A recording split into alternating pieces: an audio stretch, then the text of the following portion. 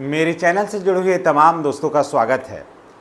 दोस्तों चलिए आज हम आपको लेकर के चलते हैं बिहार विद्यालय सहायक और बिहार विद्यालय परिचारी का। कुछ बच्चों ने कमेंट किया कि सर पूरा प्रोसेस बढ़िया से समझाइए ताकि बाद में कठिनाई नहीं हो। आपने देखा होगा कि अनुकंपा के आधार पर जो बच्चों ने आवेदन किया उनको क्या कठिनाई हुई, किसी से छुपा हुआ नहीं है। वो घर से डीओ ऑफिस से घर, कभी कभी तो ऐसा हुआ कि उन लोगों को गाड़ी नहीं मिली, बीच रास्ते में रह गए। कारण कि आवागमन का है, सब जगह देखिए सभी जगह टेम्पो या बस नहीं चलती है, या चलती है तो उसका एक निर्धारित समय है। सभी के पास कोई ज़रूरी नहीं है कि टू व्हीलर ही है, तो काफ़ी कठिनाई हुआ। बहुत सारे लोग तो ऐसे हुए कि डीओ ऑफिस में ही रात में ठहर गए, लेट हो गया। तो आखिर क्यों हो जाता है ऐसा? क्योंकि पूरा वीडियो का नोटिफिकेशन वो देखते नहीं हैं। परिणाम ये होता है कि आधे अधूरे जानकारी के साथ वहाँ पहुँच जाते हैं। परिणाम ये और उसके वजह से उनको काफ़ी फजीहत होता है। तो ये कठिनाई आपको नहीं हो।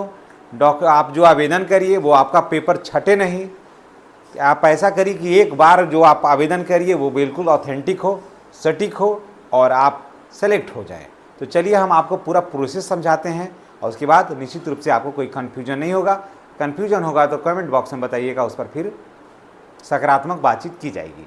चलिए देखिए क्या है बिहार विद्यालय सहायक और परिचारी भर्ती का क्या है प्रोसेस, उसका क्या है। देखिए पहले 6421 शायद पद था इसमें, ठीक है। अब देखिए क्या हो गया कि टोटल पोस्ट जो हो गया 13,971 पद पर आवेदन होना है। ये बहुत काफ़ी अच्छा हो गया।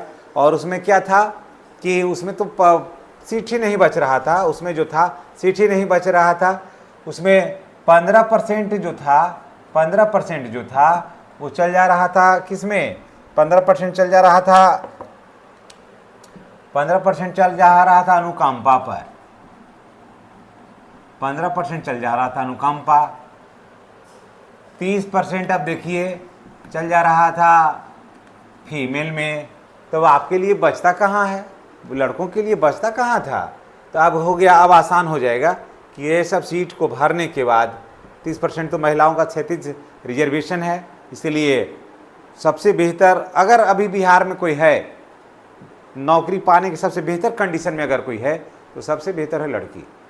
एकदम बिल्कुल थोड़ा सा भी अगर पढ़ ले तो उसको नौकरी एकदम रखा हुआ है, ताखा पर रखा हुआ है। हम लोग मगही में उसको बोलते हैं, कहीं कहीं उसको धारखा बोलते हैं, कहीं ताखा बोलते हैं, आलमीरा भी बोलते हैं।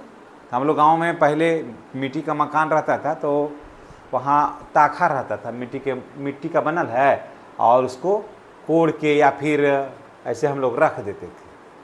और उसमें हम लोग पढ़े, हम लोग अपने समय में पढ़े उसी पर। तो उसमें तो रखा हुआ है, मैंने सेफ है, सबसे बेहतर सेफ है महिलाओं का। तो देखिए क्या है, विद्यालय सहायक में 10+2 चाहिए। जी हाँ, विद्यालय सहायक में 10+2 चाहिए। आप 45% मार्क्स के साथ होना चाहिए। चाहे आप आर्ट्स हैं, साइंस हैं, कॉमर्स हैं, ये मायने नहीं रखता है। सिर्फ 45% मार्क्स के साथ आप 10+2 किए हुए हों तो आपको आवेदन करना है। समझ गए? 45% मार्क्स के साथ आपको आवेदन करना है। इसमें आपको कोई टेंशन नहीं है। विद्यालय सहायक के लिए, विद्यालय परिचारी के लिए 10वां पास होना चाहिए। समझ गए? 45% मार्क्स के साथ। ठीक है, यहाँ तक बिल्कुल क्लियर हो गया। अब इसमें देखिए क्या है, केवल बिहार राज्य के निवासी ही इसमें आवेदन कर सकते हैं। केवल बिहार राज्य के निवासी इसमें आवेदन कर सकते हैं।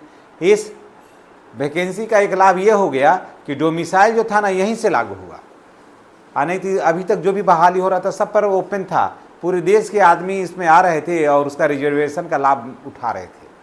इसमें सबसे ज़्यादा खामियाजा टीचर वैकेंसी में हुआ। टोटल बाहर के लोग आकर के सीट को भर दिया। समझ गए? तो केवल बिहार के निवासी इसमें आवेदन कर सकते हैं। और प्रयास करिएगा कि आप अपने ज़िले में ही आवेदन करें, बाहर के ज़िले में नहीं जा कर के आप अपने ज़िले के लिए आवेदन करें। आपके ज़िले, अब देखिए सिलेक्शन का प्रोसेस क्या है, तो जान लीजिए कि सिलेक्शन का प्रोसेस जो है वो लिखित परीक्षा होगी पहले। जी हाँ, लिखित परीक्षा होगी। उसके बाद कंप्यूटर का ज्ञान होना चाहिए, कंप्यूटर टेस्ट होगा, हो सकता है। और उसके बाद डॉक्यूमेंट्स वेरिफिकेशन होगा। तो अगर आपके पास किताब है तो आप तैयारी करिए लिखित परीक्षा का, और प्रश्न जो होगा वो ऑब्जेक्टिव टाइप का होगा और सीबीटी मोड में नहीं होगा।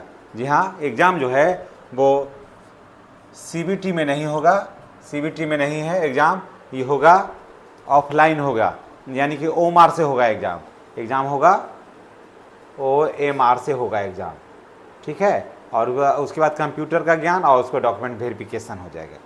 तो डॉक्यूमेंट वेरिफिकेशन जो है, जो आपने आवेदन किया है, आवेदन के समय जो आप लगाए हैं उसका जांच होगा, समझ गए। तो ये सब देख लीजिएगा कि जो आप आवेदन पर लगा रहे हैं वो सही है कि नहीं है।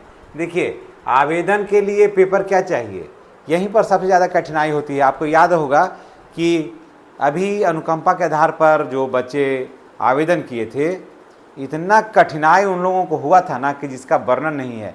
वो डीओ ऑफिस में सो रहे थे, गाड़ी छूट जा रही थी, दूर दूर से बच्चे आ रहे थे, उनके पास कोई साधन नहीं था, नहीं तो बहुत से ऐसे बच्चे रास्ते में रह गए, कमेंट कर रहे थे कि सर इतना हम 8 दिन से दौड़ रहे हैं कि हम थक गए, बुखार लगा हुआ है। वो घर से खाना लेके आते थे और परिणाम क्या होता था कि डीओ ऑफिस में सो जाते थे, रेलवे स्टेशन पर सो जा रहे थे, बस अड्डे पर सो जा रहे थे, लोकल बाज़ार में सो जा रहे थे, वहाँ से गाड़ी नहीं है थी, बरसात के समय में। सोच लीजिए ऐसा हो गया। तो क्यों हो जाता है? क्योंकि बढ़िया से वीडियो को देखते नहीं हैं और परिणाम होता है कि तैयारी करके जाते नहीं हैं। तो आपके साथ ये कमी नहीं हो, आप देख लीजिए पूरा। देखिए, आवेदन के लिए पेपर क्या चाहिए, मैट्रिक का मार्कशीट परिचारी के लिए, मैट्रिक का मार्कशीट परिचारी के लिए। अगर आप सिर्फ परिचारी के लिए आवेदन कर रहे हैं तो सिर्फ मैट्रिक का मार्कशीट ही लगाइए, आप फालतू मत लगाइए, और फालतू उलझोल में नहीं लगाइए, पढ़िए। अगर 10+2 मांगेगा तब ना, 10+2 मांगेगा तब लगाइएगा। वैसे इसका जो है जैसे भी होगा प्रोसेस सब शुरू होगा मैट्रिक पर ही, तो फिर फालतू क्यों लगाना है। लेकिन अगर आप विद्यालय सहायक के लिए लगाते हैं, करते हैं, आवेदन करते हैं, तो आपको इंटर का मार्कशीट लगाना अनिवार्य, मैट्रिक का भी लगाना होगा और आपको इंटर का भी लगाना होगा। तो परिचारी के लिए सिर्फ मैट्रिक का, इंटर के लिए मैट्रिक और दोनों का, और कंप्यूटर का भी लगाना होगा। इस चीज़ को एकदम गांठ बांध लीजिएगा, कंप्यूटर को खोजेगा ही खोजेगा इसमें बहुत बड़े पैमाने पर। कम से कम इसमें ना 12 लाख जो है आवेदन से कम नहीं आएगा। कहा था सर, गवर्नमेंट कह रही थी कि अगर 40,000 से कम आएगा, 40,000 से कम अगर रहता आवेदन आता है तो सरकार को ज़्यादा बोझ नहीं होगा, है ना। उसके लिए एक सॉफ्ट प्रक्रिया अपनाएगी, लेकिन कम से कम ही तो 12 लाख से कम आवेदन इस पर नहीं आने वाला है, आप देख लीजिएगा। उसके बाद आधार, जाति, आय, आवासीय, ईडब्ल्यूएस, अगर आप यूआर में हैं तो ये आपको ईडब्ल्यूएस बनाना होगा, अगर आप ओबीसी में हैं तो एनसीएल बनाना होगा। मोबाइल नंबर ऐसा रखना है जिसमें कि ओटीपी वगैरह जाए, बैलेंस वगैरह उसमें रहे, और फोटो लगेगा, समझ गए। तो इतना तैयारी करके वहाँ जाना है ताकि आपको कठिनाई नहीं हो। और आवेदन आ रहा है इसका बहुत जल्दी, और कारण कि अब तो है 19 तारीख से जो है सब जगह नियुक्ति पत्र जो है वो वितरण होने वाला है अनुकंपा के आधार पर का। तो अब इसके बाद जैसे ही समाप्त हो जाएगा तो कितना दिन लगेगा, बहुत तो 3 से 4 दिन लगेगा, 3 से 4 दिन में उसको ख़त्म कर देना है। उसके बाद फिर यही वैकेंसी है, तो वैकेंसी तो समय पर आ जाएगी, या 8 दिन आगे या पीछे आ जाना है, लेकिन आप तैयारी कर लीजिए। सबसे बढ़िया कि आप तैयारी कर लीजिए समय से आते, तो आपको कठिनाई नहीं होगी। इसी बात के साथ हम आपसे विदा लेते हैं। नेक्स्ट वीडियो में हमारी आपके पुनः मुलाकात होगी।